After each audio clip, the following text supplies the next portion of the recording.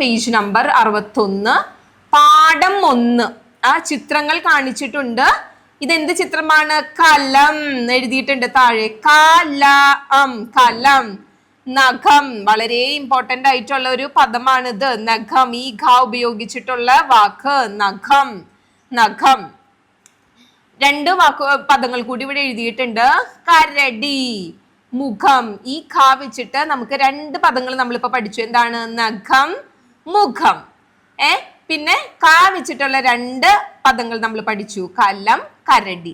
ഇനി ഈ പദങ്ങള് നമുക്കിവിടെ പാറ്റേൺ റൈറ്റിംഗിൽ എഴുതാം. നിങ്ങൾ ഇവിടെ പാറ്റേൺ റൈറ്റിംഗ് അല്ലാത്ത സ്പേസ് കൊടുത്തിട്ടുണ്ട്, നമ്മൾ എഴുതണം. അപ്പൊ ഞാൻ ആദ്യം പാറ്റേൺ റൈറ്റിംഗ് ഒന്ന് പറഞ്ഞുതരാം. ഇവിടെ നിന്നാണ് ക തുടങ്ങേണ്ടത് കേട്ടോ. താഴേക്ക് വന്ന് മേലേക്ക് പോയി ഇങ്ങനെ എഴുതി ല എഴുതാൻ നമ്മൾ പഠിച്ചിട്ടുണ്ട്. ഇങ്ങനെയാണ് എഴുതേണ്ടത്. ഇതന്നെ ഇവിടേക്ക് എഴുതാം. നഖം, നായകം, നഖം. താഴത്തുനിന്ന് തുടങ്ങാം, മുകളിലേക്ക് പോയി വീണ്ടും 2 റാ കൂട്ടി യോജിപ്പിച്ചാൽ എങ്ങനെയിരിക്കും? അതാണ് നാ വരുന്നത്. നഖം, ഘ. പ്രത്യേകം ശ്രദ്ധിക്കണം, കുനിപ്പിൽ നിന്ന് തുടങ്ങാം. നഖം. കിളിക്കൂട്. കിളിക്കൂടിനെ കുറിച്ച് ഒരു പാട്ടാണ് ഇവിടെ എഴുതിയിട്ടുള്ളത് കേട്ടോ. നമുക്ക് വായിക്കാം.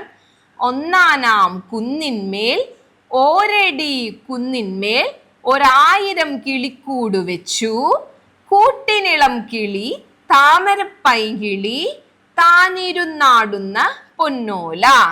ഒന്നും കൂടി വായിക്കാം.